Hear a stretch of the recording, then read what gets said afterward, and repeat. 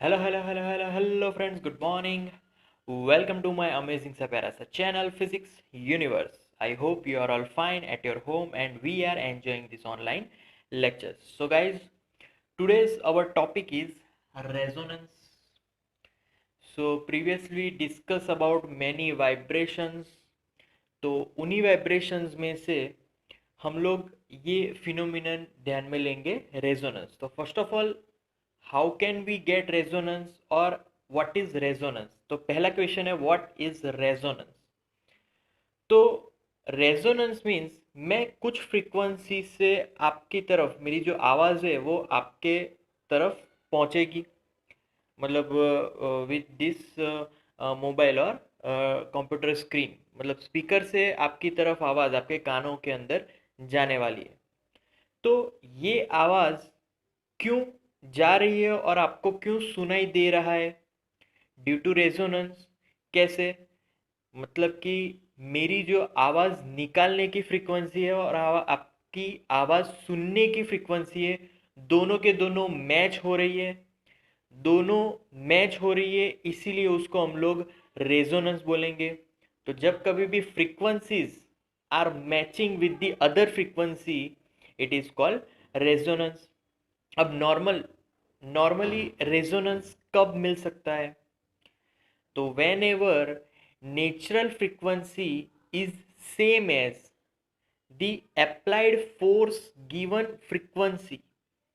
मतलब कि अगर कोई सिंपल पेंडुलम है, क्लियर, उसकी एक पर्टिकुलर नेचुरल फ्रीक्वेंसी होगी. कैसे, उसके लेंथ के हिसाब से. तो अगर वो नेचुरल फ्रीक्वेंसी उसका, अगर हम जो भी फोर्स लगाने वाला है, क्योंकि सिंपल पेंडुलम को अगर मोशन में चालू रखने के लिए उस पर फोर्स लगाते रहना पड़ेगा.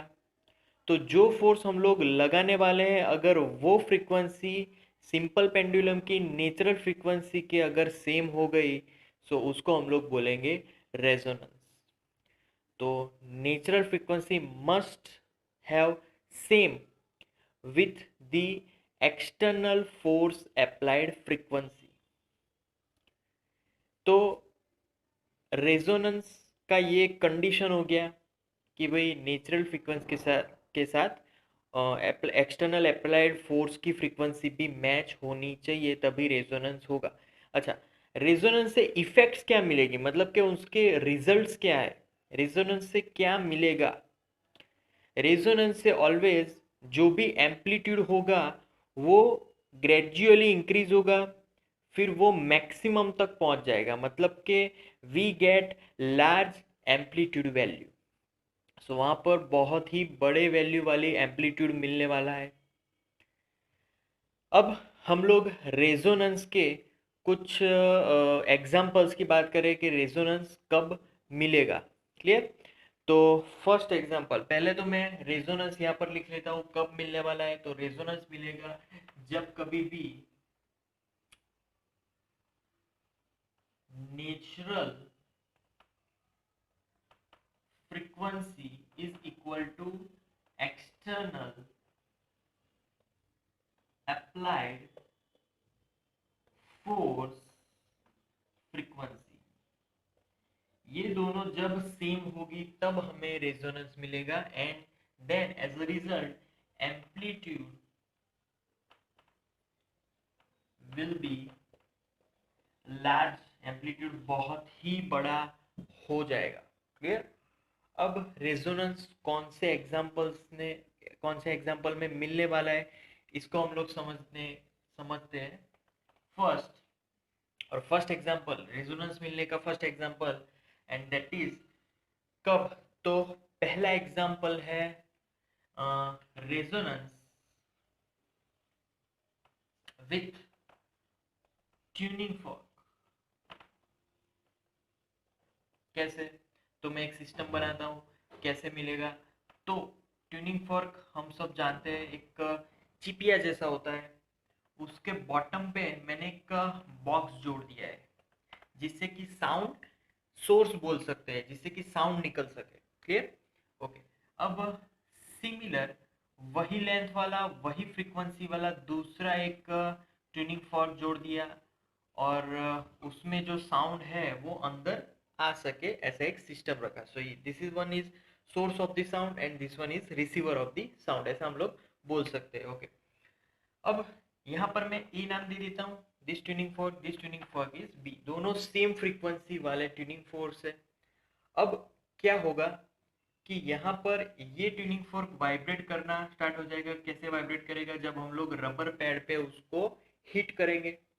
जब हिट करेंगे तब ये वाइब्रेट करेगा। ड्यू टू दैट वाइब्रेशन यहाँ से साउंड वेव्स का सोर्स यहाँ से आगे निकलकर इस साइड इस बॉक्स में जाएगा, इस बॉक्स में जाएगा।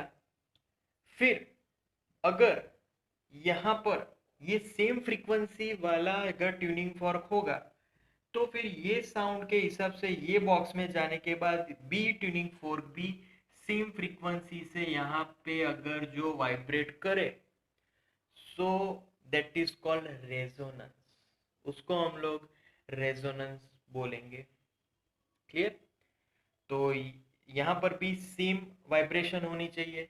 क्यों सेम वाइब्रेशन होगी? क्योंकि यहाँ पर एक्सटर्नली हमने फोर्स अप्लाई किया, ये एक्सटर्नल हो गया, और फिर यहाँ पर उसकी अगर नेचुरल फ्रीक्वेंसी मैच हो गई, तो नेचुरल फ्रीक्वेंसी अगर मैच हुई तो यहाँ पर भी सेम फ्रीक्वेंसी मिलेगी, तो इसको हम लोग बोलेंगे रेजोनेंस। क्लियर? तो यहाँ पर ऐसा क्या हुआ? रेजोनेंस हुआ। क्यों?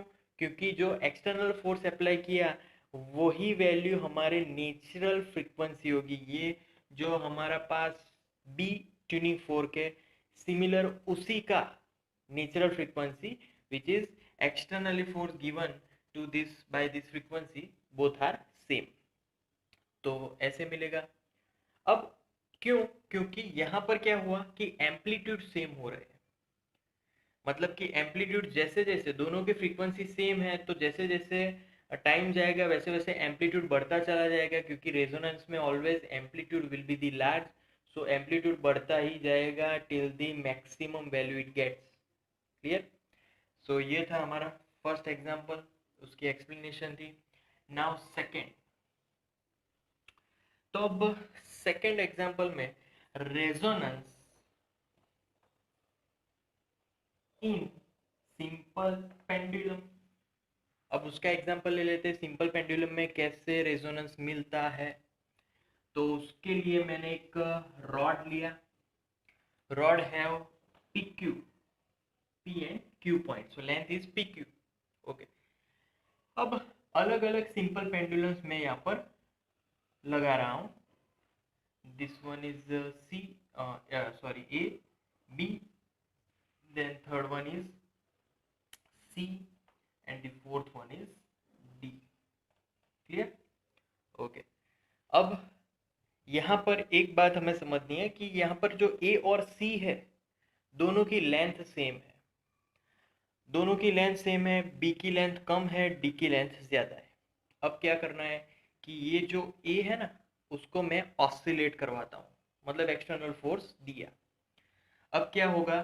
ड्यू टू दैट ऑसिलेशन यहाँ से एनर्जी होगी, सब में डिवीजन होगा बी सी और डी में। अब सब में एनर्जी वो डिवाइड होगी, तो बी की लेंथ कम है। बी की लेंथ कम है मतलब कि हमने जो एक्सटर्नल फोर्स अप्लाई किया है उसके अकॉर्डिंग बी का नेचुरल फ्रीक्वेंसी दोनों मैच नहीं करेगी, क्योंकि लेंथ अलग है। तो नेचुरल फ्रीक्वेंसी मैच नहीं करेगी मतलब कि ये फोर्स्ड ऑसिलेशन हो जाएगा। क्यों? क्योंकि फ्रीक्वेंसी दोनों अलग अलग होगी, तब एक्सटर्नल फोर्स के कारण वो फोर्स्ड ऑसिलेशन होगा और वहां पर फ्रीक्वेंसी मैच नहीं होगी, एम्पलीट्यूड आर डिफरेंट, एम्पलीट्यूड यहाँ पर कम हो जाएगा। फिर यहाँ पर सी की बात करें तो ए और सी दोनों की लेंथ सेम है। लेंथ सेम है तो यहाँ से एनर्जी डिवीजन होके सी धीरे धीरे अपना ऑसिलेशन स्टार्ट करेगा। फिर धीरे धीरे उसका एम्पलीट्यूड बढ़ने लगेगा, एम्पलीट्यूड बढ़ता चला जाएगा। बट तब क्या होगा? जो ए है उसका एम्पलीट्यूड डिक्रीज होगा। क्यों? क्योंकि उसकी एनर्जी तो यहाँ पर डिवाइड हुई है, तो एनर्जी उसने दे दी, इसीलिए ए का जो ऑसिलेशन है वो कम होता चला जाएगा, सी का बढ़ता चला जाएगा। फिर कुछ देर बाद सी का कम होगा, ए का वापस से बढ़ेगा। क्यों? क्योंकि सी ने वापस से एनर्जी यहाँ पर दी, क्योंकि दोनों की फ्रीक्वेंसी सेम है, क्योंकि दोनों की लेंथ सेम है, तो सी वापस से एनर्जी यहाँ पर देगा, तो ए थोड़ा बढ़ेगा वापस और सी थोड़ा घटेगा। वो इंक्रीज और डिक्रीज ऐसे होगा जैसे दोनों का एम्पलीट्यूड सेम रहना चाहिए। तो सेम वे में इंक्रीज और डिक्रीज होगा, क्योंकि एम्पलीट्यूड अभी सेम हो जाएगा, क्योंकि दोनों की natural frequencies are same and applied frequencies are also same. तो तब यहाँ पर रेजोनेंस हुआ और इसीलिए यहाँ पर दोनों एक साथ ऑसिलेट करेंगे। फिर आगे चलते हैं, डी का क्या हाल हुआ? तो डी भी लेंथ ज़्यादा है, वहाँ पर भी फोर्स्ड ऑसिलेशन होगा। फोर्स्ड ऑसिलेशन क्यों हुआ? क्योंकि applied force is frequency is not equal to natural frequency, दोनों की फ्रीक्वेंसी मैच नहीं हो रही है, इसीलिए फोर्स्ड ऑसिलेशन हुआ और इसीलिए यहाँ पर रेजोनेंस नहीं हुआ, एम्पलीट्यूड धीरे धीरे कम होकर रुक जाएगा। तो सबसे लास्ट तक कौन ऑसिलेट करेगा? तो सबसे लास्ट तक A and C both are oscillating. क्यों? क्योंकि दोनों एक दूसरे की हेल्प करेंगे, दोनों की जो फ्रीक्वेंसी है वो सेम होगी, applied frequency is equal to natural frequency, इसलिए दोनों एक दूसरे की हेल्प करेंगे और amplitude will be large. So last तक ए और सी ऑसिलेट करेंगे ड्यू टू रेजोनेंस। क्लियर? तो ये थी पूरी explanation of this resonance in simple pendulum. अब बारी आती है resonance, third is resonance in air column. कैसे? एयर कॉलम में रेजोनेंस हो रहा है कैसे? तो उसके लिए भी एक इंस्ट्रूमेंट है, एक कंटेनर है मेरे पास। उस कंटेनर का जो बॉटम है उसको मैंने एक रबर पाइप से कनेक्ट कर दिया। Okay, sorry.